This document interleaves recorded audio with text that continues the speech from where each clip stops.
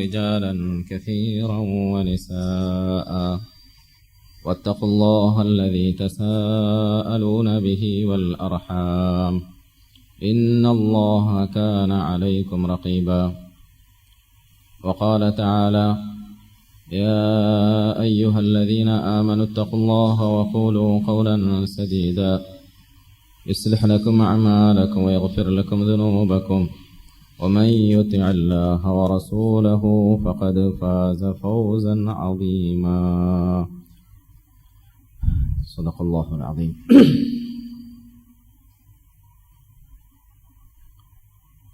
അല്ലാഹു സുബ്ഹാനഹു വ തആല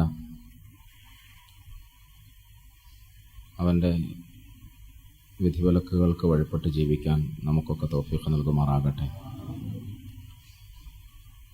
അല്ലാഹു അവൻ്റെ അടിയാറുകളായ നമുക്ക് അനുവദിച്ച ആയുസ്സും ആഫിയത്തും അവന് പൊരുത്തപ്പെട്ട അമലുകളിലായി മാത്രമാണ് വിനിയോഗിക്കേണ്ടത്. നമ്മുടെ ആയുസ് അല്ലാഹു അവൻ്റെ ഔദാര്യം കൊണ്ട് അനുവദിച്ചിട്ടുള്ള ഒന്നാണ്. ആഫിയത്തും അപ്രകാരം തന്നെ അല്ലാഹു കനിഞ്ഞരുളുന്ന അവൻ്റെ അനുഗ്രഹമാണ്. നമുക്ക് പടച്ചവൻ തന്നിട്ടുള്ള അനുഗ്രഹങ്ങളിൽ പ്രധാനപ്പെട്ട മറ്റൊന്ന് നമ്മുടെ സമയമാണ്. നമ്മുടെ സമയത്തെയും ആഫിയത്തിനെയും അല്ലാഹുവിന് പൊരുത്തപ്പെട്ട നിലയിൽ തന്നെ വിനിയോഗിക്കാൻ കഴിയണം. അവൻ്റെ പൊരുത്തക്കേടിൻ്റെ, അനുസരണക്കേടിൻ്റെ, ശാപകോപങ്ങളുടെ ഒരു കർമ്മങ്ങളിലും നമ്മുടെ ആരോഗ്യവും സമയവും വിനിയോഗിക്കപ്പെടരുത്. അല്ലാഹുവിന് പൊരുത്തമല്ലാത്തിടത്ത് നമ്മുടെ സമയം വിനിയോഗിക്കപ്പെട്ടാൽ, അവനിഷ്ടമല്ലാത്തിടത്ത് നമുക്ക് നൽകിയ ആരോഗ്യത്തെ നാം വിനിയോഗിച്ചാൽ നമ്മെ സംബന്ധിച്ചിടത്തോളം വലിയ അപകടമായി മാറുന്നതാണത്. അപകടമെന്ന് പറയുമ്പോൾ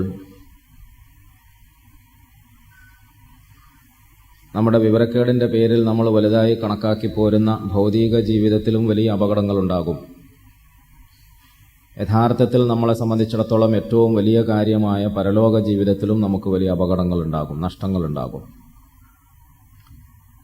നഷ്ടപ്പെടുന്ന നേരങ്ങളും നാം നശിപ്പിച്ചുകൊണ്ടിരിക്കുന്ന ഈ ആരോഗ്യാവസ്ഥയും ഒരിക്കലും നമുക്ക് വീണ്ടെടുക്കാൻ കഴിയില്ല, തിരിച്ചെടുക്കാൻ കഴിയില്ല, മടക്കിക്കൊണ്ടുവരാൻ സാധ്യമേ അല്ല. പോയതൊക്കെ പോയത് തന്നെ. അതുകൊണ്ട് അല്ലാഹു തആല നമുക്ക് അനുവദിച്ചിട്ടുള്ള ആഫിയത്ത് ഉപയോഗിച്ചിട്ട് പരമാവധി അവനെ ആരാധനകൾ അർപ്പിക്കുവാനും അനുസരണ ചെയ്യുവാനും ഇബാദത്തുകൾ വർദ്ധിപ്പിക്കുവാനും നമ്മൾ ശ്രമിച്ചുകൊണ്ടേയിരിക്കണം. പരിശുദ്ധ റമദാനിൽ നമുക്ക് അല്ലാഹു തന്നിരിക്കുന്ന ഈ അവസരത്തെ നോമ്പ് കൊണ്ടും നമസ്കാരം കൊണ്ടും ഖുർആനിൻ്റെ പാരായണ പഠനങ്ങളെ കൊണ്ടും ദിക്ർ ദുആക്കളെ കൊണ്ടും തൗബ ഇസ്തിഗ്ഫാറുകളെ കൊണ്ടുമൊക്കെ നമ്മൾ പരമാവധി ഉപയോഗപ്പെടുത്തണം. വന്നുപോയ വീഴ്ചകളെക്കുറിച്ച് അല്ലാഹുവിനോട് ആത്മാർത്ഥമായി പശ്ചാത്തപിക്കുകയും ഖേദിച്ച് മടങ്ങുകയും വേണം. ഇനിയൊരു നോമ്പ് മാസം നമുക്ക് ലഭിക്കുമെന്ന് പറയാൻ കഴിയില്ല. ഒരുപക്ഷെ ഒരു നോമ്പ് മാസത്തിൽ ജീവിച്ചിരിക്കാൻ അല്ലാഹു അനുവദിച്ചാൽ തന്നെ ഈ പറഞ്ഞ അമലുകളൊക്കെ ചെയ്യാനുള്ള ആഫിയത്ത് നമുക്കുണ്ടായിക്കൊള്ളണമെന്നുമില്ല. ആയുസ്സും ആഫിയത്തും ഒക്കെ ലഭിച്ച ആളുകൾക്ക് ചിലപ്പോൾ അമലുകൾക്ക് വേണ്ടി ഒഴിയാനുള്ള അവസരം ലഭിച്ചു കൊള്ളണമെന്നില്ല, അവരുടെ തിരക്കിൻ്റെ പേരിലോ അല്ലെങ്കിൽ മറ്റെന്തെങ്കിലും അശ്രദ്ധയുടെ പേരിലോ. അതുകൊണ്ട് നമ്മൾ വളരെ ഗൗരവത്തോടു കൂടി നമ്മുടെ നേരം വിനിയോഗിക്കണം, പ്രയോജനപ്പെടുത്തണം. അല്ലാഹു തആല നമുക്കൊക്കെ നല്ല തൗഫീഖ് നൽകുമാറാകട്ടെ. റസൂലുള്ളാഹി സ്വല്ലല്ലാഹു അലൈഹി വസല്ലമ തങ്ങൾ അരുളിയ ഒരു ഹദീസിൽ നഅമതാനി മഗ്ബൂനും ഫീഹിമാ കസീറും മിനൻ നാസ് അസ്സിഹ്ഹത്തു വൽ ഫറാഗ എന്ന് കാണാം. അധിക ജനങ്ങളും വലിയ പരിഗണനയൊന്നും നൽകാതെ പാഴാക്കി കളയുന്ന രണ്ട് നിഅമത്തുകളുണ്ട്. നിഅമത്താനി മഖ്ബൂനും ഫീഹിമാ കസീറും മിനന്നാസ്. ആളുകൾ അതിനെ ഒരു അനുഗ്രഹമായി കണക്കാക്കാറില്ല. നമ്മളിൽ ഒരാൾക്ക് ലോട്ടറി അടിച്ചാൽ അതൊരു അനുഗ്രഹമായി എന്ന് ആരും പറയാതെ തന്നെ അവന് ബോധ്യമാകും. നമ്മളിൽ ഒരാൾക്ക് സ്വത്ത് കച്ചവടത്തിൽ കുറച്ച് വലിയ ലാഭം കിട്ടിയാൽ അത് വലിയ ലാഭമാണ്, വലിയൊരു അനുഗ്രഹമാണ് എന്ന് നമ്മൾ തിരിച്ചറിയും. എന്നാൽ നമുക്ക് അല്ലാഹു നൽകിയിരിക്കുന്ന നമ്മുടെ കണ്ണിൻ്റെ ഈ കാഴ്ച, കാതിൻ്റെ കേൾവി, നമ്മുടെ ശരീരത്തിൻ്റെ പ്രവർത്തനക്ഷമത, ആരോഗ്യം, ആഫിയത്ത്, സുഖകരമായ നിലയിൽ നിന്ന് നമസ്കരിക്കാനും റുകൂഅ് സുജൂദുകൾ അനുഷ്ഠിക്കാനും ഒക്കെയുള്ള ആഫിയത്ത്, ഇതൊക്കെ ഒരു അനുഗ്രഹമാണ് എന്ന് പോലും ചിലപ്പോൾ നമ്മൾ മനസ്സിലാക്കാറില്ല. ആളുകൾ അതിനെ അനുഗ്രഹമായി മനസ്സിലാക്കുന്നത് പലപ്പോഴും ആ നിഅമത്ത് നഷ്ടപ്പെടുമ്പോഴാണ്, ഇല്ലാതാകുമ്പോഴാണ്. ഖദറുൻ നിഅമത്തി ബഅദ സവാലിഹ എന്നൊരു വാക്ക് പറയാറുണ്ട് അറബിയിൽ.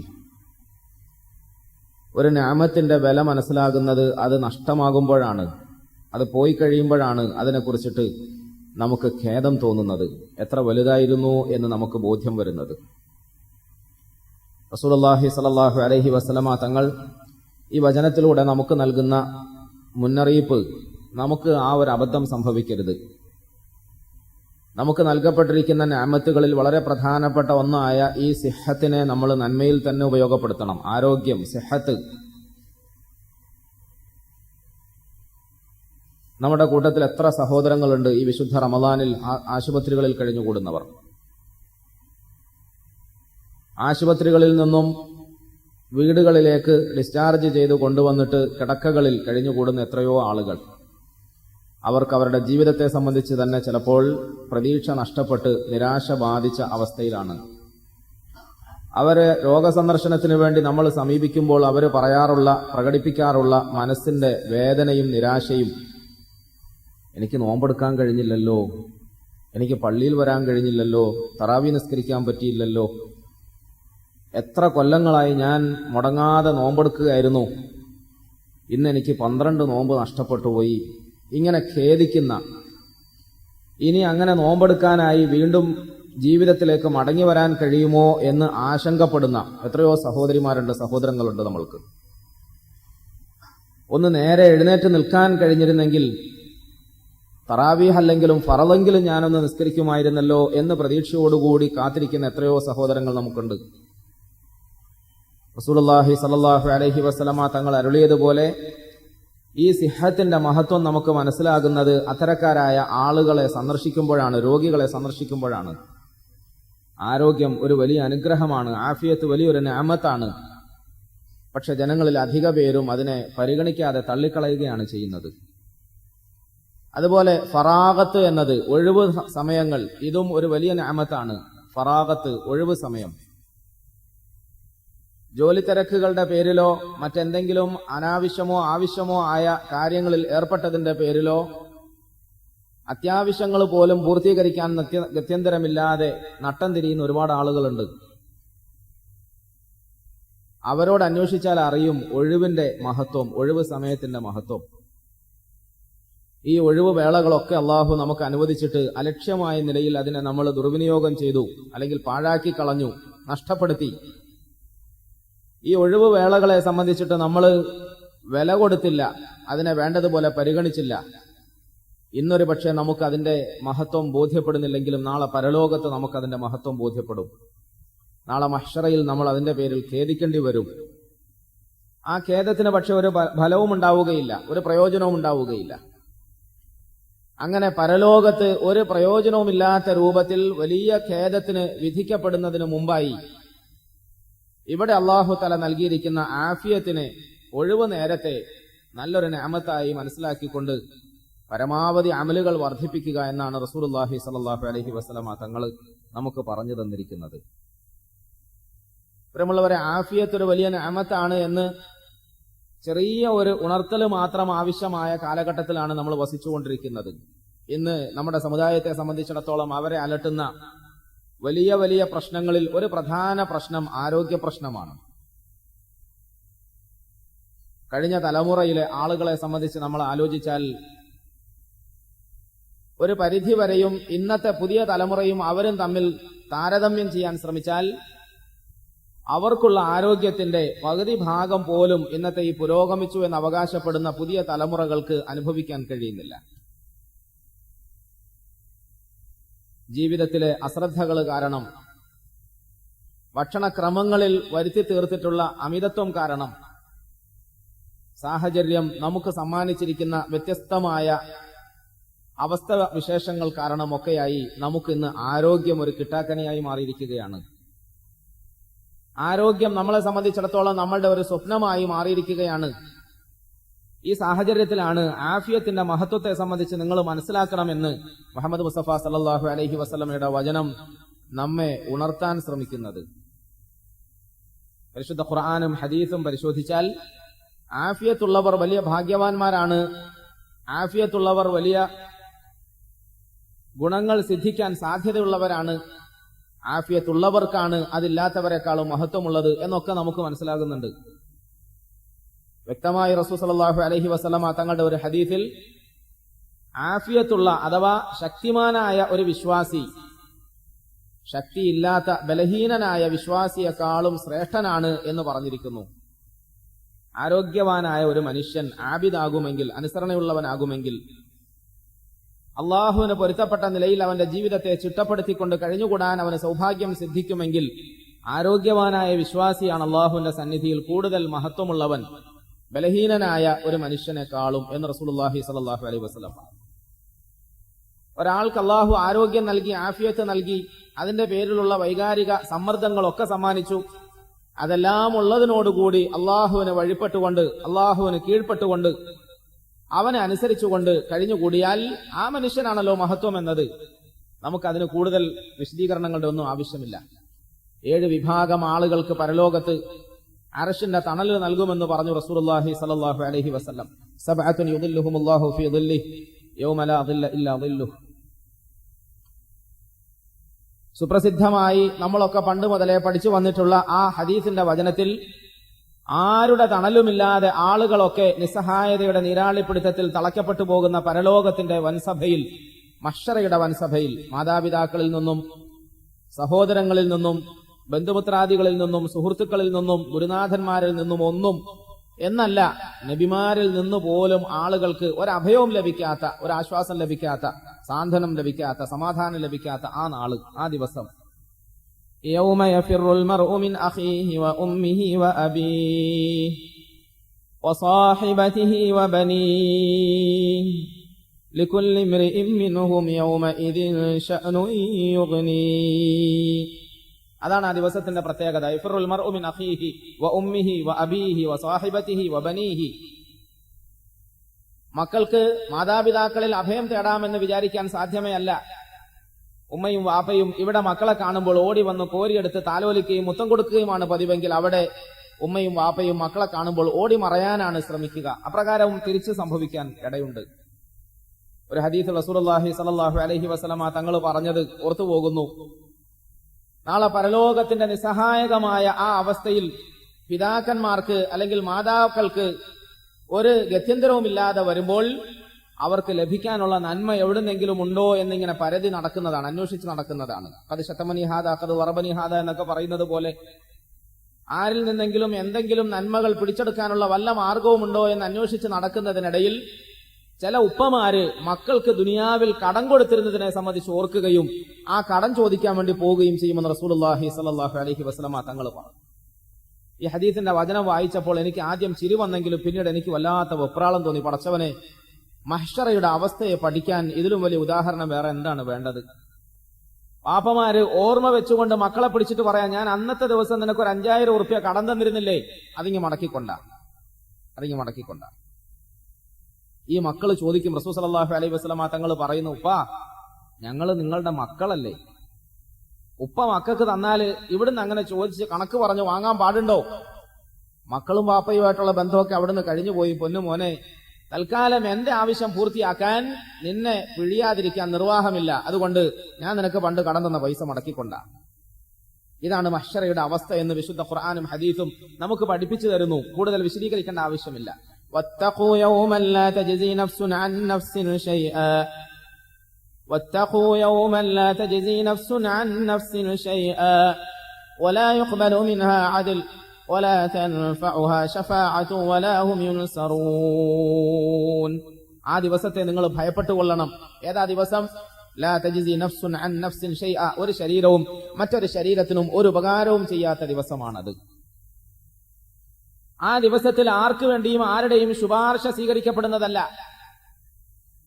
ആരുടെയും ന്യായവാദങ്ങളും അവിടെ അംഗീകരിക്കപ്പെടുന്നല്ല, അപ്പീലുകൾ സ്വീകരിക്കപ്പെടുന്നതല്ല, ആർക്കും ഒരു നിലയിലുള്ള സഹായവും പ്രതീക്ഷിക്കപ്പെടാവതെയല്ല. വലാഹും യുൻസറൂൻ. അതുകൊണ്ട് നിങ്ങൾ സൂക്ഷിച്ചു കൊള്ളണം. ആ ദിവസത്തെ സംബന്ധിച്ചാണ് അല്ലാഹു നിങ്ങളെ ഭയപ്പെടുത്തുന്നത്. അന്നേ ദിവസം ആരും ആർക്കും തണല് കൊടുക്കാത്ത, ആശ്വാസം കൊടുക്കാത്ത ആ ദിവസത്തിൽ 7 വിഭാഗം ആളുകൾക്ക് അല്ലാഹു തണല് കൊടുക്കുമെന്ന് പഠിപ്പിച്ചു റസൂലുള്ളാഹി സ്വല്ലല്ലാഹു അലൈഹി വസല്ലം. അതിൽ ഓരോരുത്തരെയും എണ്ണി എണ്ണി പറഞ്ഞു വന്ന നബിതങ്ങൾ സല്ലല്ലാഹു അലൈഹി വസല്ലം ഒരാളെ ഇങ്ങനെ പരിചയപ്പെടുത്തി, വശാബുൻ നശഅ ഫി ഇബാദത്തില്ലാഹ്, വശാബുൻ നശഅ ഫി ഇബാദത്തില്ലാഹ്. ഒരു യുവാവാണ് അവൻ. അവന്റെ യുവത്വത്തിന്റെ ചോരത്തളപ്പിന്റെ രക്തപ്രസരിപ്പിന്റെ ആ നല്ല നാളുകളെ അള്ളാഹുവിന്റെ ഇബാദത്തിലായി, അനുസരണത്തിലായി ചെലവിട്ടു. അവന് ആ ചോരത്തിളപ്പ് കൊണ്ട് എന്തൊക്കെ ചെയ്യാമായിരുന്നു? യുവത്വം എന്ന് പറഞ്ഞാൽ ഈ ഭൂമിയിൽ അസാധ്യം എന്ന ഒരു പദത്തിന് പ്രസക്തിയില്ല എന്ന് പ്രഖ്യാപിച്ചുകൊണ്ട് വേണ്ടി വന്നാൽ ഈ ആകാശത്തെ പൊളിച്ചു മാറ്റി മറ്റൊന്ന് പണിയാൻ പോലും സന്നദ്ധനാണെന്ന് സമർത്ഥിക്കുന്ന ഒരു പ്രായമാണ്, കാലഘട്ടമാണ്. ഈ കാലഘട്ടത്തിൽ പള്ളിയുടെ മൂലയിലോ അല്ലെങ്കിൽ തഅലീമിന്റെ സദസ്സുകളിലോ നന്മയുടെ ഏതെങ്കിലും ഒരു ദിക്കിലോ പോയി ഇരുന്നു കൊണ്ട് അള്ളാഹുവിനെ വഴിപ്പെട്ടു, അവനനുസരിച്ചു. അത്തരക്കാരായ ആളുകൾ യുവത്വം തെളുമ്പി നിൽക്കുന്ന പ്രായത്തിൽ, ആരോഗ്യമുള്ള പ്രായത്തിൽ, ആഫിയത്തുള്ള നേരത്ത് അള്ളാഹുവിനെ ആരാധിക്കുകയും അനുസരിക്കുകയും ചെയ്യുന്ന ആളുകളോട് അള്ളാഹുക്ക് പ്രത്യേക സ്നേഹമാണ്. ആഫിയത്തുള്ളവരെ പുകഴ്ന്നുകൊണ്ട് വിശുദ്ധ ഖുർആനിൽ ചില സ്ഥലങ്ങളിൽ അള്ളാഹു പറഞ്ഞിട്ടുണ്ട്. റസൂലുള്ളാഹി സ്വല്ലല്ലാഹു അലൈഹി വസല്ലമ തങ്ങളുടെ ഹദീസുകളിലും അപ്രകാരം ചില വചനങ്ങൾ വന്നിട്ടുണ്ട്. അനസ് ഇബ്നു മാലിക് റളിയല്ലാഹു അൻഹു അവർ പറയുന്ന ഒരു വചനം ബുഖാരി റിവായത്ത് ചെയ്യുന്നതായി കാണാം. ഞാൻ റസൂൽ സ്വല്ലല്ലാഹു അലൈഹി വസല്ലമ തങ്ങളുമായി പണ്ട് ഗുസ്തി പിടിച്ചിട്ടുണ്ട്. നബിതങ്ങൾ സല്ലല്ലാഹു അലൈഹി വസല്ലമ തങ്ങളുമായി ഞാൻ ഗുസ്തി പിടിച്ചപ്പോൾ എനിക്കിപ്പോഴും ഓർമ്മ വരുന്നു, ഏകദേശം 30 ആളുകളുടെയെങ്കിലും ശക്തി തങ്ങൾക്കുണ്ടായിരുന്നു. 30 ആളുകളുടെ ശക്തി.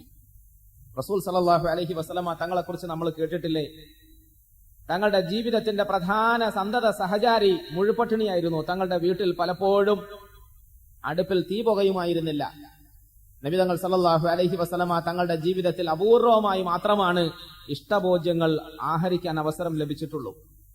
എന്നാൽ തങ്ങളുടെ ജീവിതത്തിൽ അള്ളാഹു നൽകിയിരുന്ന വലിയൊരു നിഅമത്തായിരുന്നു തങ്ങളുടെ ആഫിയത്ത്, തങ്ങളുടെ ആരോഗ്യം. തങ്ങളുടെ ആരോഗ്യത്തിന്റെ മുമ്പിൽ ശത്രുക്കൾ പോലും പലപ്പോഴും പകച്ചു നിൽക്കുമായിരുന്നു. ബദറിന്റെ രണാങ്കണത്തിൽ അബൂജഹലിനെ കൊലപ്പെടുത്തുന്നതിന് വേണ്ടി റസൂൽ സല്ലല്ലാഹു അലൈഹി വസല്ലമ തങ്ങള് ഒരു സഹാബിയുടെ കയ്യിൽ ഉത്തരവാദിത്തം ഏൽപ്പിച്ചയക്കുന്നു. മരണാസന്നനായി മറിഞ്ഞു കടക്കുന്ന ആ മനുഷ്യന്റെ മുമ്പിൽ പോയി അയാളുടെ ശിരസ് കൊയ്യാൻ ധൈര്യം കുറഞ്ഞു കളിക്കുന്ന ഈ മനുഷ്യനോട് റസൂൽ സല്ലല്ലാഹു അലൈഹി വസല്ലമ തങ്ങൾ ധൈര്യം പകർന്നു, പോയിക്കോ, അവന്റെ ശിരസ് കൊയ്തുകൊണ്ടുവാ. തങ്ങൾ പറഞ്ഞു, അവനെ തിരിച്ചറിയണമെങ്കിൽ അതിനൊരു ചെറിയ അടയാളം കൂടെ ഞാൻ പറഞ്ഞുതരാം. കാരണം ബദറിന്റെ രണാങ്കണത്തിൽ ഒട്ടനവധി ആളുകൾ മറിഞ്ഞു വീണ് കിടക്കുകയല്ലേ, ഒരുപാട് ശവങ്ങളുണ്ട്, ജീവശവങ്ങളുണ്ട്, ചാകാനായി കിടക്കുന്ന ആളുകളുണ്ട്. അതിൽ ആരാണ് അബൂജഹൽ എന്ന് നിനക്ക് തിരിച്ചറിയാൻ, വെരിഫൈ ചെയ്യാൻ ഒരു ചെറിയ അടയാളം ഞാൻ പറഞ്ഞു തരാം. എന്താ അടയാളം? അവന്റെ കാലിൽ എല്ലിന്റെ ഭാഗത്ത്, സാധാരണ അതിനെന്താ പറയാന്ന് എനിക്കറിയില്ല, ഈ ഭാഗത്ത് മുട്ടിന് താഴെയുള്ള ഈ എല്ലിൽ ഒരു ചെറിയ അടയാളം ഉണ്ടാകും. മുറിഞ്ഞിട്ട് ഉണങ്ങിയ ഒരു അടയാളം ഉണ്ടാകും. ആ അടയാളം എന്താണെന്ന് വെച്ചാൽ, പണ്ട് ഖുറൈശികളുടെ ഇടയിൽ ഞങ്ങളൊക്കെ ചെറുപ്പക്കാരായി താമസിച്ചിരുന്നപ്പോൾ അബൂജഹല് നാട്ടുകാരുടെ ഇടയിൽ വന്നിട്ട് വലിയ വീമ്പിളക്കുമായിരുന്നു, വീരവാദം മുഴക്കുമായിരുന്നു, വെല്ലുവിളി നടത്തുമായിരുന്നു, നൊന്ന യുദ്ധത്തിന് ആളുകളെയൊക്കെ നിർബന്ധിക്കുമായിരുന്നു. പലരും പേടിച്ച് കുറച്ച് മാറി നിൽക്കുകയാണ് പതിവ്. പക്ഷെ ഞാൻ ഒരിക്കൽ അവന്റെ വെല്ലുവിളി സ്വീകരിക്കുകയും അവനുമായി മൽപ്പിടുത്തം നടത്തുകയും അവനെ ഞാൻ മലർത്തി അടിക്കുകയും ചെയ്തു. അന്ന് മറിച്ചിട്ടതിൽ നിന്നും അവന്റെ കാലിൽ ഒരു മുറിവുണ്ടായ പാടിപ്പോഴും ഉണ്ട്. ആ അടയാളം നോക്കിയിട്ട് നിനക്ക് കൊലപ്പെടുത്താം. മുഹമ്മദ് മുസ്തഫ സല്ലല്ലാഹു അലൈഹി വസല്ലമ തങ്ങൾ ആഫിയത്തുടയവരായിരുന്നു എന്ന് തെളിയിക്കുന്ന വചനങ്ങൾ നമ്മൾ പഠിക്കുമ്പോൾ ആഫിയത്ത് എത്ര വലിയ അനുഗ്രഹമാണ് റസൂലുള്ളാഹി സല്ലല്ലാഹു അലൈഹി വസല്ലമ തങ്ങൾക്ക് അള്ളാഹു അത് നൽകിയത്. അവന്റെ ഇഷ്ടദാസരായ തങ്ങൾക്ക് അള്ളാഹു അത് നൽകിയിരുന്നു. ഖുർആനിൽ അല്ലാഹു സുബ്ഹാനഹു വ തആല പ്രവാചകന്മാരെ സംബന്ധിച്ചിട്ടൊക്കെ പരിചയപ്പെടുത്തിയപ്പോൾ വലമ്മാ ബലഗ അശുദ്ധ പല പ്രവാചകന്മാർക്കും വഹീ നൽകിയ വൃത്താന്തത്തെ നമുക്ക് പഠിപ്പിച്ചു തന്നപ്പോൾ വലമ്മ ബലഗ അശുദ്ധഹു, അദ്ദേഹത്തിന്റെ യുവത്വം, ആരോഗ്യപരമായ പൂർണ്ണ വളർച്ച ഏകദേശം എത്തിയപ്പോഴാണ് അള്ളാഹു അവന്റെ ഭാഗത്തുനിന്നുള്ള ദൗത്യത്തെ വഹയുടെ രൂപത്തിൽ ഏൽപ്പിച്ചു കൊടുത്തത്. ആരോഗ്യം ഒരു വിഷയം തന്നെയാണ്, ആഫിയത്ത് ഒരു വിഷയം തന്നെയാണ്. എഴുന്നേറ്റ് നടക്കാൻ കഴിയാത്ത, നന്നായി കാര്യങ്ങൾ കൈകാര്യം ചെയ്യാൻ കഴിയാത്ത, വേണ്ടി വന്നാൽ ശത്രുക്കളുടെ മുമ്പാകെ സമര രണാങ്കണത്തിൽ ഇറങ്ങി പുറപ്പെടാൻ കഴിയാത്ത ഒരു വ്യക്തിക്ക് എങ്ങനെയാണ് സമൂഹത്തെ ഭരിക്കാൻ കഴിയുന്നത്, സമൂഹത്തെ നയിക്കാൻ കഴിയുന്നത്, സമൂഹത്തിലെ ഉദ്ധാരകനായി, നായകനായി നിലകൊള്ളാൻ കഴിയുന്നത്? അതുകൊണ്ട് അത്തരത്തിൽ അള്ളാഹു തആല സമൂഹ നായകന്മാരായി നിയോഗിച്ചിട്ടുള്ള പ്രവാചകന്മാരെ ഒക്കെ ആഫിയത്ത് കൊണ്ട് അനുഗ്രഹിച്ചിരുന്നു. അവരിൽ ചില ആളുകൾക്ക് അള്ളാഹു പിന്നീട് രോഗം നൽകുകയും പരീക്ഷണത്തിന്റെ രൂപത്തിൽ നമുക്കൊക്കെ മാതൃക പകരുകയും ചെയ്തു എന്നുള്ളത് മറ്റൊരു വശമാണ്. അതിനെ സംബന്ധിച്ച് നമ്മൾ ഇൻഷാ അല്ലാഹ് പിന്നീട് പറയും. മൂസ അലൈഹിസ്സലാത്തു വസ്സലാമെ കുറിച്ച് നമ്മൾ സ്ഥിരമായി കേൾക്കാറുണ്ട്. വിശുദ്ധ ഖുർആനിൽ ഏറ്റവും കൂടുതൽ ചരിത്രം പ്രതിപാദിച്ച മഹൽ വ്യക്തിയാണ് മൂസ അലൈഹിസ്സലാത്തു വസ്സലാം. മൂസ നബി അലൈഹിസ്സലാത്തു വസ്സലാമെ കുറിച്ച് അള്ളാഹു പരിചയപ്പെടുത്തിയപ്പോഴും അദ്ദേഹത്തിന്റെ ആഫിയത്തിനെ കുറിച്ച് പല സ്ഥലങ്ങളിലും എടുത്തു പറഞ്ഞതായി കാണാൻ കഴിയുന്നതാണ്. ودخل المدينة على حين غفلة من أهلها فوجد فيها رجلين يقتتلان هذا من شيعته وهذا من عدوه فاستغاثه الذي من شيعته على الذي من عدوه فوكزه موسى فقضى عليه قال هذا من عمل الشيطان إنه عدو مضل مبين ودخل المدينة പട്ടണത്തിൽ മൂസ അലൈഹിസ്സലാത്തു വസ്സലാം ആരുടെ പട്ടണത്തിലാണ് താമസിച്ചിരുന്നത്? ഫറോവ എന്ന കിങ്കരന്റെ കൊട്ടാരത്തിൽ വസിച്ചിരുന്ന മഹാനായിരുന്നു മൂസ. ഇടയ്ക്കിടെ പുറത്തേക്ക് ഇറങ്ങി വരാൻ അവസരം കിട്ടുമായിരുന്നു. അങ്ങനെ ഒരു ദിവസം പുറത്തേക്ക് ഇറങ്ങി വന്ന് നാട്ടിന്റെ അവസ്ഥകളൊക്കെ അറിയാൻ ആഗ്രഹിച്ചുകൊണ്ട് അധികം ആളൊന്നുമില്ലാത്ത നേരം നോക്കി, ഒഴിവ് വന്ന നേരം നോക്കി പട്ടണത്തിലേക്ക് അദ്ദേഹം ഇറങ്ങി. വദഖലൽ മദീനത അലാ ഹീനി ഗഫ്ലത്തിൻ മിൻ അഹ്ലിഹാ. പട്ടണവാസികളൊക്കെ ഒന്നെങ്കിൽ വിശ്രമോ അല്ലെങ്കിൽ മറ്റെന്തെങ്കിലും തിരക്കിലോ ഒക്കെ ആയിരിക്കുന്ന നേരം നോക്കി മൂസ അലൈഹിസ്സലാത്തു വസ്സലാം നഗരമധ്യത്തിലേക്ക് വന്നു. അദ്ദേഹം ഇങ്ങനെ പട്ടണം കണ്ടുകൊണ്ട് ഇങ്ങനെ നടന്നു നീങ്ങുന്നതിനിടയിൽ രണ്ടാളുകൾ തമ്മിൽ പരസ്പരം തർക്കിക്കുന്നതായി കണ്ടു.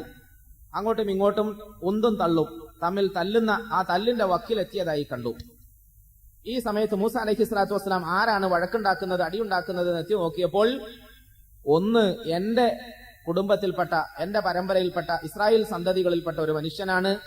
എതിരാളിയാകട്ടെ ഹിബിത്തിയിൽപ്പെട്ട ഫറോവ വിഭാഗത്തിന്റെ അനുയായിയാണ്, കൂട്ടക്കാരനാണ്. ഈ രണ്ടുപേരും തമ്മിൽ നൊന്നയുദ്ധം നടക്കുന്നു, മൽപിടുത്തം നടക്കുന്നു. മൽപിടുത്തത്തിനിടയിൽ എന്റെ അനുയായിയായ ആ മനുഷ്യൻ എന്നെ കണ്ടുകൊണ്ട് ഒന്ന് സഹായിക്കണേ, ഒരു കൈ സഹായിക്കണേ, ഇയാൾ എന്നെ ഉപദ്രവിക്കുകയാണ്, കൊലപ്പെടുത്താൻ ശ്രമിക്കുകയാണ് എന്നൊക്കെ പറഞ്ഞു.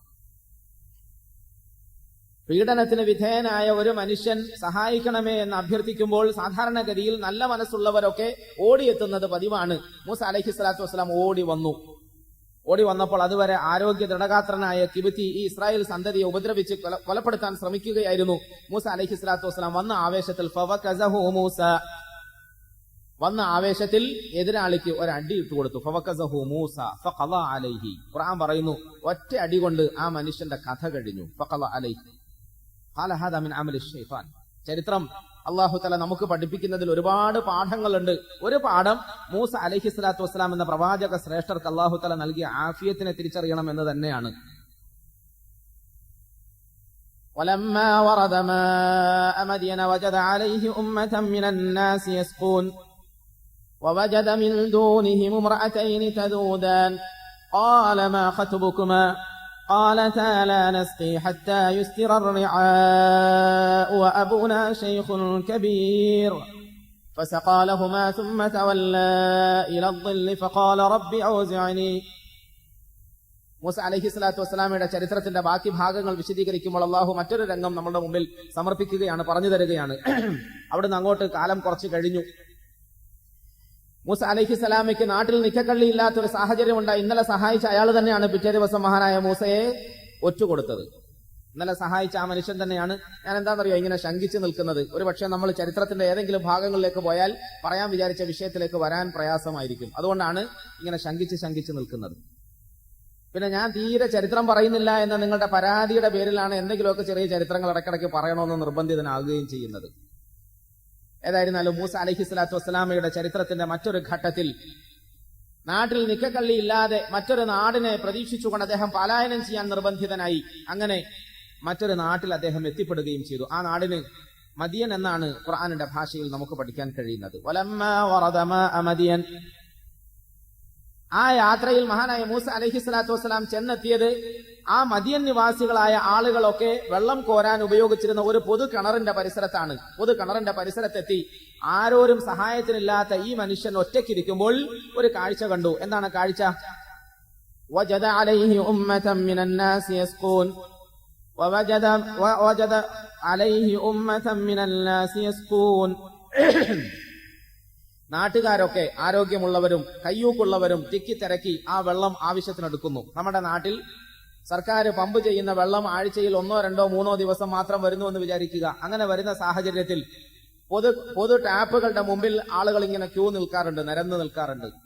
ആ ക്യൂ നിൽക്കുന്നതിൽ കയ്യൂക്കുള്ളവർ കാര്യക്കാരാണ്. കാരണം ഈ വെള്ളം ഒഴുകുന്നത് നമുക്ക് എത്ര നേരം വരെ ഉണ്ടാകുമെന്ന് പ്രതീക്ഷിക്കാൻ കഴിയില്ല. അത് തീരുന്നതിന് മുമ്പ് ഉള്ള പാത്രങ്ങളിലൊക്കെ നിറച്ചു കൊണ്ടുപോകണം. അത് തീർന്നാൽ പിന്നെ അടുത്ത ഏത് ദിവസമാണ് വരിക എന്ന് പറയാനും കഴിയില്ല. അത്രയും കഠിനമായ ഒരു ശൈലി ആയിരുന്നില്ല അവിടെ എങ്കിൽ പോലും ആളുകളൊക്കെ വെള്ളം കോരാൻ വേണ്ടിയിട്ട് തിക്കും തിരക്കുമാക്കുന്നു. ആരോഗ്യമുള്ളവരും ചെറുപ്പക്കാരും ഒക്കെ വെള്ളം കോരിക്കൊണ്ടു പോകുന്നു. മിൻ ദൂനിഹിം ഇംറഅതൈനി തദൂദാൻ. ആ കൂട്ടത്തിൽ 2 പെണ്ണുങ്ങൾ, 2 സ്ത്രീകൾ, 2 യുവതികൾ അവരൊരു മൂലയിൽ മാറി നിൽക്കുന്നതായി കണ്ടു. അവർ ഈ തിക്കിന്റെയും തിരക്കിന്റെയും ഇടയിൽ വന്നുകൊണ്ട് വെള്ളം കോരാൻ കഴിയാതെ മാറി നിൽക്കുകയാണെന്ന് ബോധ്യപ്പെട്ടപ്പോൾ മൂസ അലൈഹിസ്സലാം അവരെ സമീപിച്ചിട്ട് ഖാല മാ ഖത്ബുകുമാ, എന്താ നിങ്ങൾ മാത്രം മാറി നിൽക്കുന്നത്, എന്താണ് വിഷയം എന്ന് അന്വേഷിക്കുന്നു. ഖാലതാ ലാ നസ്ഖി ഹത്താ യുസ്തിറ الرعاء وأبونا شيخ كبير. ഈ കൂട്ടത്തിൽ ആരോഗ്യമുള്ള യുവാക്കളുണ്ട്, ആണുങ്ങളുണ്ട്. അത്തരക്കാരായ ആളുകളുടെ കൂട്ടത്തിൽ തിക്കിത്തിരക്കി പോയി വെള്ളമെടുക്കാൻ അബലകളായ ദുർബലരായ പെണ്ണുങ്ങളായ ഞങ്ങൾക്ക് സാധിക്കൂല. ഞങ്ങളുടെ വീട്ടിൽ ഞങ്ങൾക്ക് പകരം വെള്ളം എടുക്കാൻ വേണ്ടി വരാൻ യുവാക്കളോ ആരോഗ്യവാന്മാരായ ചെറുപ്പക്കാരോ ഒന്നുമില്ല. അബൂന ഷെയ്ഖുൻ കബീർ. ആകെ അവിടെ ആണായിട്ടുള്ളത് നമ്മുടെ ഒരു ഉപ്പയാണ്. ഉപ്പയാണെങ്കിൽ ഷെയ്ഖുൻ കബീർ ആണ്, വയസ്സായ വൃദ്ധനായ മനുഷ്യനാണ്. അതുകൊണ്ടാണ് ഞങ്ങൾ ഇങ്ങനെ മാറി നിൽക്കേണ്ടി വരുന്നത്. മൂസ അലൈഹിസ്സലാത്തു വസ്സലാം ഫസഖാലഹുമാ, അവർക്ക് വെള്ളം കോരിക്കൊടുത്തു, വെള്ളം കുടിപ്പിച്ചു. قالت إحداهما يا أبت استأجره إن خير من استأجرت القوي الأمين. قالت إحداهما يا أبت استأجره إن خير من استأجرت القوي الأمين. ആ 2 പെൺകുട്ടികളിൽ ഒരാൾ വാപ്പയോട് പോയി പറഞ്ഞു, വാപ്പ, നമ്മൾ കുറച്ചു നാളായില്ലേ വീട്ടിലൊരു വേലക്കാരനെ നിർത്താൻ ആഗ്രഹിക്കുന്നു. നമ്മൾ വീട്ടിലൊരു സഹായിയെ വേണമെന്ന് പ്രതീക്ഷിക്കുന്നു. നമുക്ക് സഹായി ആക്കാൻ പറ്റുന്ന കൂട്ടത്തിൽ നല്ല ആരോഗ്യവാന്മാരെ അല്ലേ തെരഞ്ഞെടുക്കേണ്ടത്? ആരോഗ്യമുള്ള നല്ലൊരു ചെറുപ്പക്കാരൻ, അതോടൊപ്പം വിശ്വസിക്കാൻ കൊള്ളാവുന്ന ഒരു ചെറുപ്പക്കാരൻ. ആ ചരിത്രത്തിന്റെ ബാക്കി ഭാഗങ്ങളൊക്കെ ഞാൻ സസ്പെൻഷനിൽ വെക്കുകയാണ്. നിങ്ങൾ അറിയുന്നവരാണ്, അറിയുന്നില്ലെങ്കിൽ പഠിച്ചോളാം. വിശ്വസിക്കാൻ പറ്റുന്ന നിലയിലുള്ള ചില പ്രകടനങ്ങളൊക്കെ ഈ ചെറിയ യാത്രയിൽ ഞങ്ങൾക്ക് കിട്ടി. അതുകൊണ്ട് വിശ്വസിക്കാൻ കൊള്ളാവുന്ന ആരോഗ്യമുള്ള ഈ മനുഷ്യനെയാണ് നമുക്ക് വീട്ടിൽ വേലക്കാരനായി വെക്കാൻ കഴിയുക എന്ന് പറയുന്നു. വിശുദ്ധ ഖുർആനിൽ അല്ലാഹു സുബ്ഹാനഹു വ തആല മൂസ അലൈഹിസ്സലാമയുടെ ഈ സംഭവം പറഞ്ഞിടത്തൊക്കെ അദ്ദേഹത്തിന്റെ ആരോഗ്യത്തെയും ആഫിയത്തെയും സംബന്ധിച്ച് നമ്മളോട് ബോധ്യപ്പെടുത്തി തരുന്നത് ആഫിയത്താകുന്ന നിഅമത്ത് എത്ര വലുതാണ് എന്ന് നമ്മൾ അറിയാൻ വേണ്ടിയിട്ട് കൂടിയാണ്. അലം തറ ഇലൽ മലഇ മിൻ ബനി ഇസ്രായീല മിൻ ബഅദി മൂസ ഇദ് ഖാലൂ ലിനബിയ്യിൻ ലഹും ഇബ്അത്ത് ലനാ മലികൻ നുഖാതിൽ ഫീ സബീലില്ലാഹ് قال هل عسيتم إن كتب عليكم القتال ألا تقاتلوا قالوا وما لنا ألا نقاتل في سبيل الله وقد أخرجنا من ديارنا وأبنائنا فلما كتب عليهم القتال تولوا إلا قليلا منهم والله عليم بالظالمين. സൂറത്തുൽ ബഖറയിൽ അല്ലാഹു പറയുന്ന മറ്റൊരു സംഭവം, അലം തറ ഇലൽ മലഇ മിൻ ബനി ഇസ്രായീൽ, ഇസ്രായേൽ സന്തതികൾക്ക് ശേഷം നടന്ന ഒരു സംഭവത്തെ അല്ലാഹു നമ്മളോട് പാരായണം ചെയ്യാൻ, പഠിക്കാൻ, അറിയാൻ വേണ്ടി പറയുന്നു. അതിൽ ആ ജനത അവരുടെ നബിയോട് ആവശ്യപ്പെട്ടു, ഞങ്ങൾക്കൊരു നേതാവിനെ വേണം, ഞങ്ങൾക്കൊരു നേതാവിനെ കാണിച്ചു തരിക. ആ നേതാവിന്റെ പിന്നിൽ അണിനിരന്നുകൊണ്ട് ഞങ്ങൾ രണാങ്കണത്തിലേക്ക് പോകട്ടെ, ധർമ്മസമരത്തിൽ ബന്ധപ്പെടട്ടെ, ഞങ്ങൾ ശത്രു പാളയത്തിൽ പടയോട്ടം നടത്തട്ടെ എന്ന് പറയുന്നു. ഈ പറയുന്ന സാഹചര്യത്തിൽ നബി ആദ്യം തന്നെ അവരോട് ഉപദേശിക്കുന്നു, വേണ്ട, നിങ്ങൾ ഇപ്പോൾ എടുത്തിയാടുകയും ആവേശം കാട്ടുകയൊന്നും വേണ്ട. എപ്പോഴും നിങ്ങൾക്ക് ഈ തീവ്രമായ ആവേശം നിലനിന്നുകൊള്ളണമെന്നില്ല. ഒരു പക്ഷേ പടച്ചവൻ നിങ്ങളുടെ മേൽ യുദ്ധവും മറ്റുമൊക്കെ നിർബന്ധമാക്കിയാൽ നിങ്ങൾ പുറകോട്ടടിക്കേണ്ടി വരും. ഇല്ല, ഞങ്ങൾ അങ്ങനെ പുറകോട്ടൊന്നും പോവുകയില്ല. വമാലന അല്ലാ നുഖാതില ഫീ സബീലില്ലാഹി വഖദ് ഉഖ്രിജ്നാ മിൻ ദിയാരിനാ.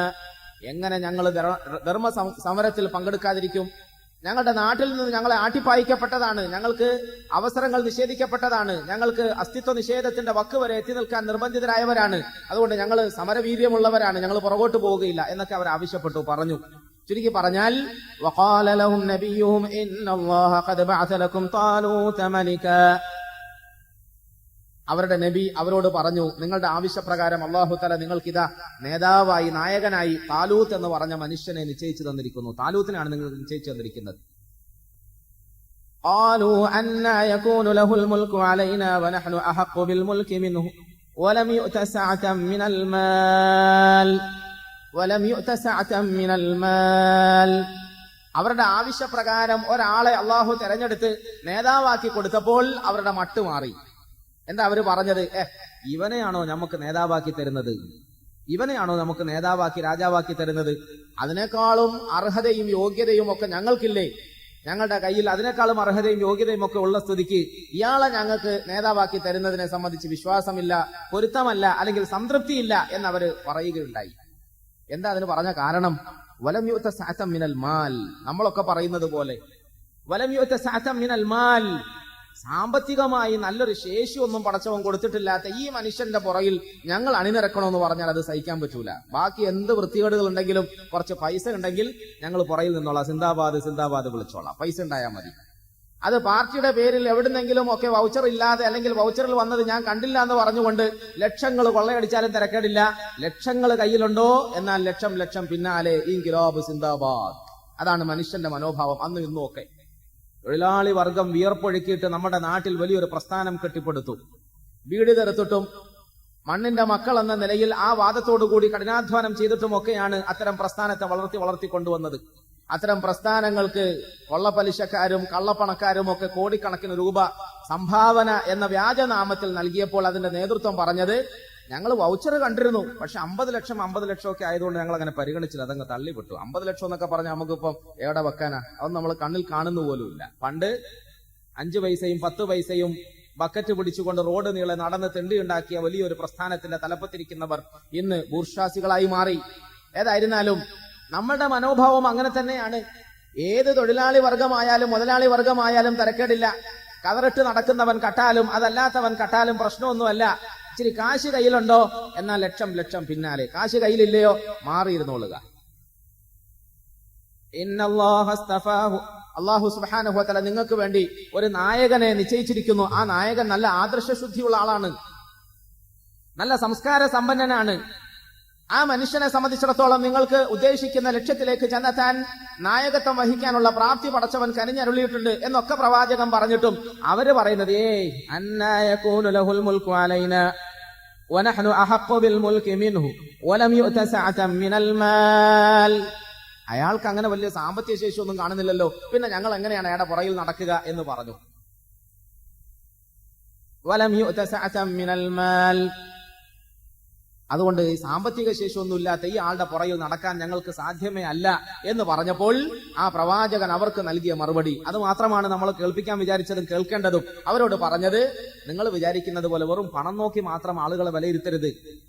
വലം യുഅത സഅതൻ മിനൽ മാൽ, വെറും പണം മാത്രം നൽകിയിട്ടില്ലല്ലോ എന്ന് വിചാരിച്ചുകൊണ്ട് ഒരാളെ മാറ്റി നിർത്താൻ നിങ്ങൾ ശ്രമിക്കുകയും ചെയ്യരുത്. അല്ലാഹു ആണ് സമ്പത്ത് നൽകുന്നത്, അല്ലാഹു ആണ് അധികാരം നൽകുന്നത്. وقال لهم نبيهم إن الله قد بعث لكم طالوت ملكا قالوا أنى يكون له الملك علينا ونحن أحق بالملك منه ولم يؤت سعة من المال قال إن الله استفاه عليكم وزاده بسطة في العلم والجسم استفاه عليكم وزاده بسطة في العلم والجسم. അല്ലാഹു പറഞ്ഞ വചനം ഇസ്തഫാഹു അലൈക്കും, നിങ്ങളുടെ കൂട്ടത്തിൽ അദ്ദേഹത്തെ അല്ലാഹു തെരഞ്ഞെടുത്തിരിക്കുന്നത്. ഇസ്തഫാഹു അലൈക്കും വസാദഹു ബസ്തതൻ ഫിൽ ഇൽമി വൽ ജിസ്മി. അദ്ദേഹത്തിന് അല്ലാഹു തആല ഇൽമു കൊടുത്തിട്ടുണ്ട്, അറിവുണ്ട്. ആ അറിവിന്റെ പേരിൽ അദ്ദേഹം സമ്പന്നനാണ് സാംസ്കാരികമായി.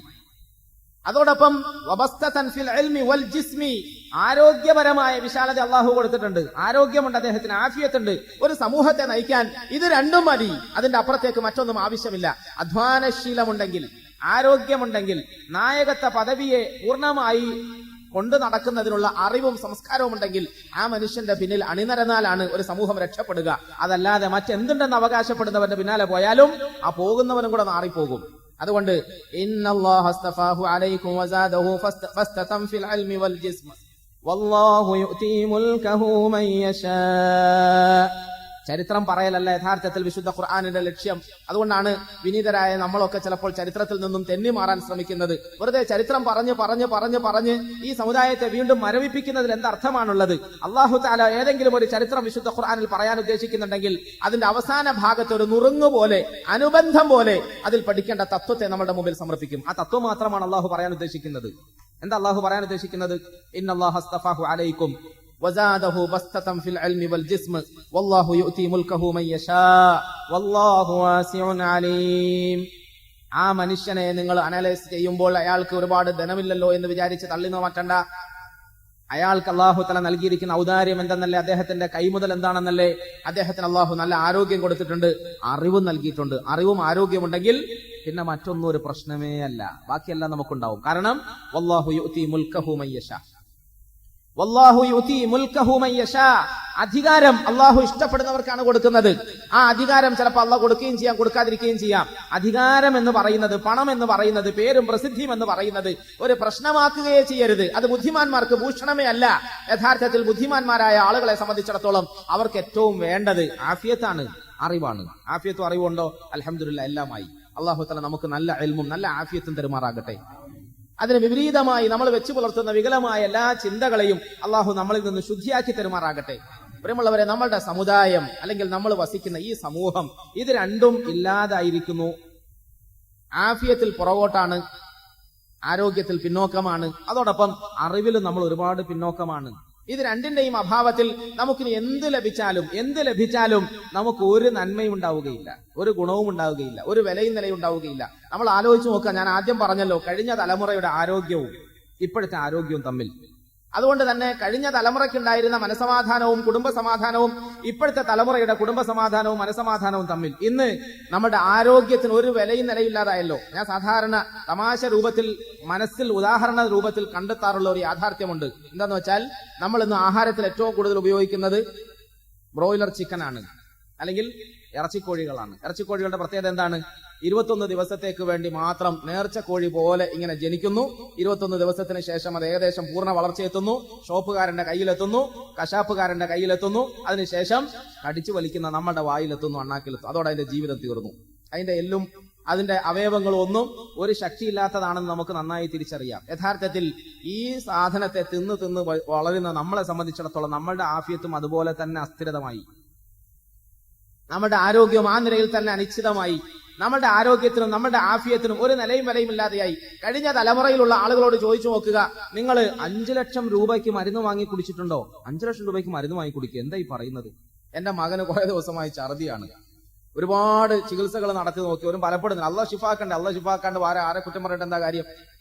ഇന്നലെ ഞാൻ നമ്മുടെ സുഹൃത്ത് ഡോക്ടർ എഴുതി തന്ന ഒരു പ്രിസ്ക്രിപ്ഷനുമായിട്ട് മെഡിക്കൽ സ്റ്റോറിൽ കൂട്ടത്തിലുണ്ടായിരുന്ന ആളെ അയച്ചു. അപ്പൊ സാധാരണഗതി ഒരു ഛർദിക്ക് ഗുളിക മരുന്നൊക്കെ എഴുതാൻ 100 രൂപയല്ലേ കൊടുക്കേണ്ട ആവശ്യമുള്ളൂ. 100 രൂപ കൊടുത്തു.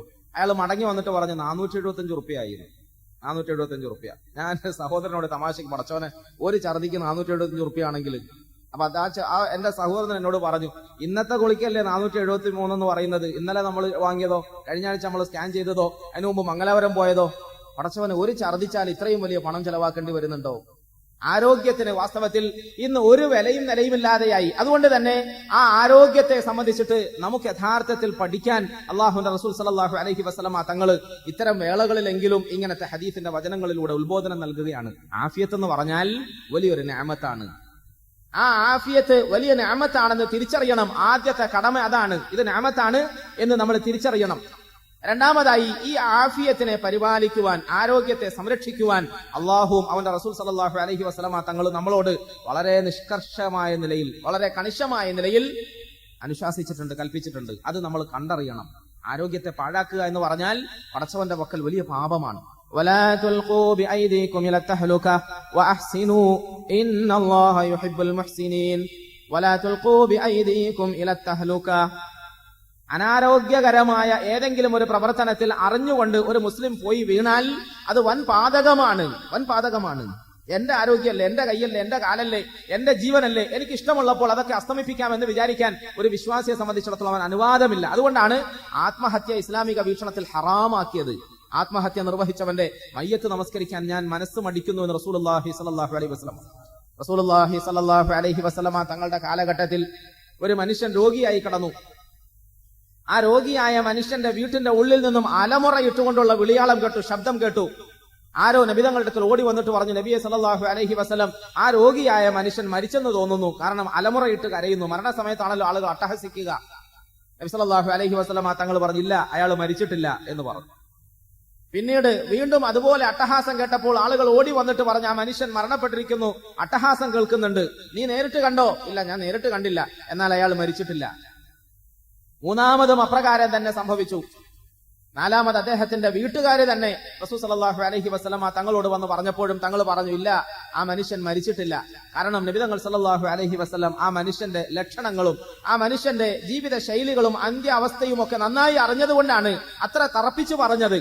ഒടുവിൽ ഹദീസിന്റെ ആ വചനത്തിൽ നമുക്ക് മനസ്സിലാകുന്നത്, ആ മനുഷ്യൻ ആത്മഹത്യ ചെയ്യുകയായിരുന്നു. ഒരു കുന്തത്തിന്റെ മുനയിൽ സ്വന്തം ശരീരത്തെ കുത്തി ഇറക്കിക്കൊണ്ട് സ്വയം ആത്മാഹൂതി ചെയ്യുകയായിരുന്നു. നബി തങ്ങൾ സല്ലല്ലാഹു അലൈഹി വസല്ലമ തങ്ങൾ അത് തിരിച്ചറിഞ്ഞപ്പോൾ, ഈ മനുഷ്യന്റെ മയ്യത്ത് നമസ്കരിക്കാൻ ഞാൻ തയ്യാറില്ല, ഈ മനുഷ്യന്റെ മയ്യത്ത് നമസ്കരിക്കാൻ ഞാൻ തയ്യാറില്ല എന്ന് പറഞ്ഞുകൊണ്ട് മടങ്ങിപ്പോവുകയും ചെയ്തു. യഥാർത്ഥത്തിൽ പ്രിയമുള്ളവരെ, പരിശുദ്ധ ഇസ്ലാമിന്റെ വീക്ഷണത്തിൽ ആരോഗ്യത്തെ സംരക്ഷിക്കുക എന്നത് വലിയൊരു കടമയാണ്. നബി തങ്ങൾ സല്ലല്ലാഹു അലൈഹി വസല്ലമയുടെ സന്നിധിയിൽ സദാ നമസ്കാരത്തിൽ മുഴുകുകയും സദാ പകലുകളൊക്കെ നോമ്പെടുക്കുകയും ചെയ്തിരുന്ന ചില ആളുകൾ വന്നുവെന്നും ആ ആളുകളെ വിളിച്ചുകൊണ്ട് നബി തങ്ങൾ കണിശമായ ഭാഷയിൽ അതൊന്നും പറ്റൂല, ഇന്നലി നഫ്സിക അലൈക ഹഖ്ഖാ വ ഇന്നലി സൗജിക അലൈക ഹഖ്ഖാ വ ഇന്നലി ഐനിക അലൈക ഹഖ്ഖാ എന്നൊക്കെ ഉപദേശിച്ചുവെന്നും സാധാരണ നമ്മൾ പ്രസംഗത്തിൽ കേൾക്കാറുണ്ട്. നീ അങ്ങനെ രാത്രി മുഴുവൻ നിന്ന് നമസ്കരിച്ചിട്ട് ഉറക്കം ഒഴിയാൻ പറ്റൂല, പകല് മുഴുവൻ നോമ്പെടുത്തിട്ട് ശരീരത്തെ ക്ഷീണിപ്പിക്കാൻ പറ്റൂല. നിന്റെ കണ്ണിനോട് ചില ഹക്കുകളുണ്ട്, ആരോഗ്യപരമായി കണ്ണിനെ സംരക്ഷിക്കേണ്ട ബാധ്യത നിന്റേതാണ്, അത് നീ പൂർത്തിയാക്കണം. ആരോഗ്യപരമായി നിന്റെ മേനിയെ സംരക്ഷിക്കേണ്ട ചുമതല നിനക്കുണ്ട്. അതിനാവശ്യമായ വിശ്രമം നീ കൊടുക്കണം, ആവശ്യമായ വിശ്രമം കൊടുക്കണം, ആവശ്യമായ ആഹാരം നൽകണം, ആവശ്യമായ വ്യായാമം നൽകണം. ഇതൊക്കെ നിന്റെ മേൽ ബാധ്യതയാണ്, നിർബന്ധമാണ്. ഇതിന് വിപരീതമായ നിലയിൽ നിന്റെ മേനിയെ നീ അപകടകരമായ ഏതെങ്കിലും ഒരു കാര്യത്തിൽ കൊണ്ടിടരുത്. അതുകൊണ്ടാണ് വിശുദ്ധ ഇസ്ലാം ലഹരി പദാർത്ഥങ്ങളെ നിഷിദ്ധമാക്കിയത്. അതുകൊണ്ടാണ് വിശുദ്ധ ഇസ്ലാം മനുഷ്യനെ അല്പാൽപമായി കാർന്നു തിന്നുന്ന പുകവലിയെ ഹറാമാക്കിയത്, നിഷിദ്ധമാക്കിയത്. ആ നിലയിലുള്ള അനാവശ്യമായ സംഗതികളൊക്കെ അള്ളാഹുവിന്റെ റസൂൽ സല്ലല്ലാഹു അലൈഹി വസല്ലം നമ്മളോട് പാടില്ല എന്ന് പറഞ്ഞത് എന്താണ്? ആരോഗ്യപരമായ സംരക്ഷണത്തിന്റെ പ്രസക്തിയെയും പ്രത്യേകതയെയും നമ്മളെ ബോധ്യപ്പെടുത്താൻ വേണ്ടിയിട്ടാണ്. യാ അയ്യുഹന്നാസു കുലൂ മിമ്മാ ഫിൽ അർളി ഹലാലൻ തയ്യിബാ വലാ തത്തബിഉ ഖുതുവാതിശ് ശൈത്താൻ ഇന്നഹു ലക്കും അദുവ്വും മുബീൻ. യാ അയ്യുഹല്ലദീന ആമനൂ, ഹേ യാ അയ്യുഹന്നാസ്, ഹേ മനുഷ്യ വിഭാഗമേ, കുലൂ മിമ്മാ ഫിൽ അർളി ഹലാലൻ തയ്യിബാ, നിങ്ങളുടെ പടച്ചവൻ ഈ ഭൂമിയിൽ നിങ്ങൾക്ക് വിസ്തൃതമായ ഒരുപാട് വിഭവങ്ങളെ അണിയിച്ചൊരുക്കി തന്നിട്ടുണ്ട്. അതിലൊരുപാട് നല്ല നല്ല വിഭവങ്ങളുണ്ട്, പോഷകാഹാരങ്ങളുണ്ട്, കഴിച്ചാൽ ഉപകാരപ്രദമാകുന്ന പ്രോട്ടീനുകളുള്ള സാധനങ്ങളുണ്ട്. അത് മാത്രം നിങ്ങൾ തിരഞ്ഞെടുക്കുക, അത് മാത്രം നിങ്ങൾ ഭക്ഷിക്കുക. അതിന്റെ അപ്പുറത്തേക്ക് അനാരോഗ്യമുണ്ടാക്കുന്ന, രോഗത്തെ വിതയ്ക്കുന്ന, അപകടം സംഭാവന ചെയ്യുന്ന ഒരു സാധനവും നിങ്ങൾ തൊട്ടുപോകരുത്, പാടില്ല. പരിശുദ്ധ ഖുർആൻ ഒരു സ്ഥലത്തല്ല പല സ്ഥലങ്ങളിലും ഇത് പറഞ്ഞു. ഹുർരിമത് അലൈക്കുമുൽ മൈതതു വദ്ദമു വലഹ്മുൽ ഖിൻസീരി വമാ ഉഹില്ല ബിഹി ലിഗൈരില്ലാഹ്, നിങ്ങളുടെ മേൽ അല്ലാഹു തആല എണ്ണി ചില കാര്യങ്ങൾ പ്രത്യക്ഷത്തിൽ തന്നെ അപകടകാരിയാണെന്ന് പടച്ചവൻ, പ്രപഞ്ചത്തിന്റെ ഈശ്വരൻ പ്രഖ്യാപിച്ച സംഗതികൾ തൊട്ടുപോകരുതെന്ന് അല്ലാഹു തആല നിരോധിക്കുന്നു. ശവത്തെ നിങ്ങൾ തിന്നരുത്, നിങ്ങൾ ഖിൻസീറിന്റെ ലഹ്മിനെ ഉപയോഗിക്കരുത്. അതുപോലെയുള്ള സാധനങ്ങളൊക്കെ പടച്ചവൻ വേണ്ടാന്ന് പറഞ്ഞാൽ ആ വേണ്ടാന്ന് പറഞ്ഞതിനെ തുടരുത്. അതിൽ എന്ത് പോഷകമുണ്ടെന്ന് വിചാരിച്ചാലും നിങ്ങൾ വിചാരിക്കുന്നിടത്തൊന്നും അല്ല കാര്യം. ഇന്നൊരു പക്ഷെ അത് രസമായി രുചിയായി തോന്നിയാലും നാളെ നിങ്ങളുടെ അപകടത്തിന് വഴിയൊരുക്കുന്നതാണ്. അതുകൊണ്ട് പാടില്ല, അരുത്, തൊട്ടുപോകരുത്. കുലൂ മിമ്മാ ഫിൽ അർളി ഹലാലൻ തയ്യിബാ എന്ന് പറഞ്ഞ വാക്കിന്റെ തൊട്ടടുത്ത് അല്ലാഹു പറഞ്ഞെന്താണ്? വലാ തത്തബിഉ ഖുതുവാതിശ് ശൈത്താൻ വലാ തത്തബിഉ ഖുതുവാതിശ് ശൈത്താൻ, പിശാചിന്റെ ചുവട്ടടികളെ നിങ്ങൾ പിന്തുടരരുത്. എന്തിനാണ് ഇവിടെ പിശാചിന്റെ ചുവട്ടടികളെ പിന്തുടരുന്ന് പറഞ്ഞത്? ആഹാരം കഴിക്കുന്നതും പിശാചിന്റെ ചുവട്ടടിയും തമ്മിൽ എന്താ ബന്ധം എന്നൊരു പക്ഷേ കുറെ നാളുകൾക്ക് മുമ്പ് ഒരു മുസ്ലിയാർ പ്രസംഗിക്കുമ്പോൾ അദ്ദേഹത്തോട് ചോദിച്ചാൽ പെട്ടെന്ന് മറുപടി പറയാൻ പ്രയാസമായിരിക്കാം. എന്നാൽ നമുക്കിന്ന് വളരെ വ്യക്തമായി തഫ്സീർ ചെയ്യാൻ കഴിയും. വലാ തത്തബിഉ ഖുതുവാതിശ് ശൈത്താൻ, പിശാചിന്റെ ചുവട്ടടികളെ നിങ്ങൾ പിന്തുടരരുത് എന്ന് ഭക്ഷണം കഴിക്കുന്ന വിഷയത്തിൽ അല്ലാഹു തആല കൂട്ടി പറഞ്ഞതിന്റെ കാരണം, ഇന്ന് ഭക്ഷണം എന്ന് പറയുന്നത് വിശപ്പ് മാറ്റാൻ വേണ്ടി കഴിക്കുന്ന സാധനത്തിനല്ല. ഇന്ന് ഭക്ഷണം എന്ന് പറയുന്നത് ആരോഗ്യമുണ്ടാകാൻ വേണ്ടി ആഹരിക്കുന്ന സാധനത്തിനല്ല. ഭക്ഷണം എന്ന് പറയുന്നത് മനുഷ്യന്റെ ആവശ്യത്തെ പൂർത്തീകരിക്കാൻ വേണ്ടിയിട്ടല്ല. പിന്നെയോ ലാ തത്തബിഉ ഖുതുവാത്തി ശൈത്താൻ, പരസ്യ പലകയിൽ പിശാചിന്റെ കോലം നിങ്ങളുടെ മുമ്പിൽ കെട്ടിയാടിക്കൊണ്ട് വേണ്ടാത്ത വൃത്തികെട്ട ആഹാരങ്ങളുടെ മാഹാത്മ്യത്തെ നിങ്ങളുടെ മുമ്പിൽ അഡ്വർടൈസ് ചെയ്യുകയാണ്, പരസ്യപ്പെടുത്തുകയാണ്. അത് കഴിക്കുക, എന്താ അടിച്ചു പൊളി, ഒരു പെഗ് അടിച്ചാൽ ഭൂമിയിൽ ഇരുന്നു കൊണ്ട് സ്വർഗം കാണാം.